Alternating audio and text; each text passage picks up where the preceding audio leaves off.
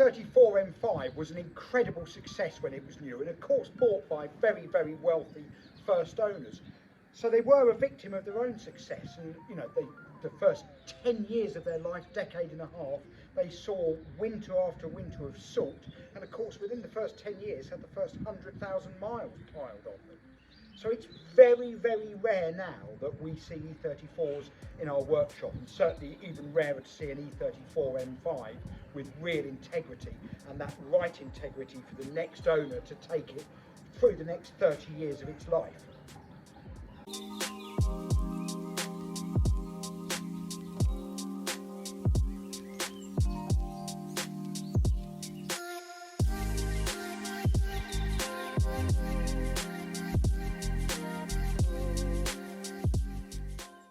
So I was selling E34 M5s 20 years ago when they were at the very bottom of their depreciation curve. And that of course meant we saw second, third, fourth, fifth, sixth owners of those cars.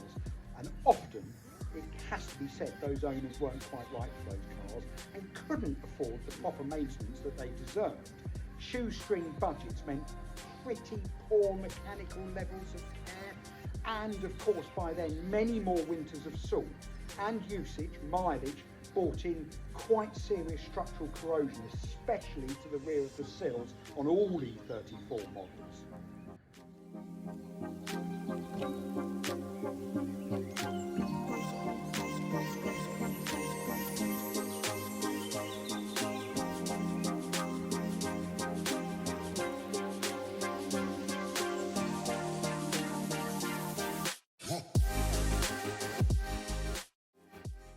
Not just the dreaded corrosion afflicted these cars, but actually also one of the other areas of concern and huge cost was the very, very expensive £1,000 a corner back then EDC, electronic damping control, self-leveling dampers, which because of that eye-watering cost of £4,000 for a set of four, which back then was getting on for half the price of the car, most had that EDC Nürburgring suspension self-leveling system removed and standard Bilstein sport dampers fitted.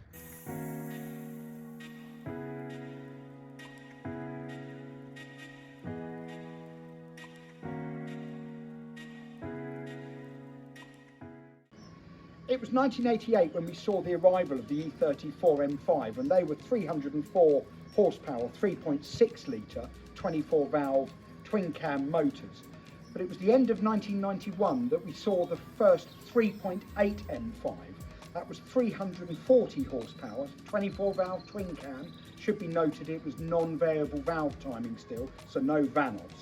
And that was the first major revision of the E34 M5.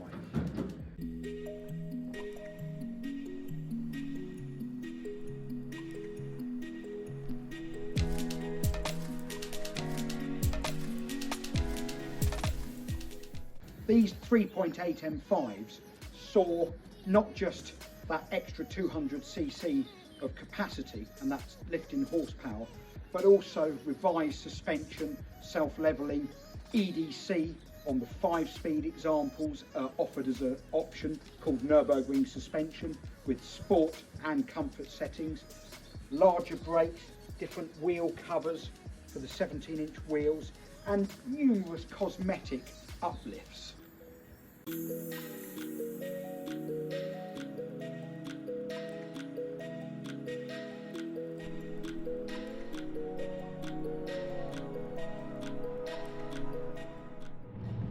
Being back in an E34 M5 touring today really is super, and what is a real eye-opener is how little this car has dated. I mean 25-30 years, and this is still an exceptionally exciting drive. I mean this 3.8 straight 6, I mean pulls this car along at terrific speed, but actually the torque is a real eye-opener as well. I mean 6th gear 1100 RPM, and it really will pull from nothing, and you still get that lovely excitement when you pull onto that right road surface of being able to do that and click the suspension onto sports. That was state of the art.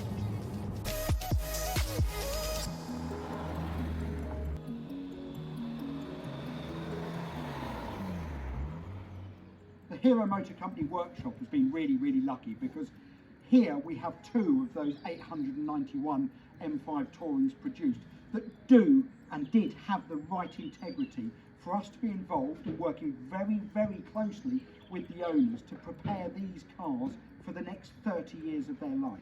It's been a really, really exciting project working with both these owners. We hope now they're going to make some real family memories.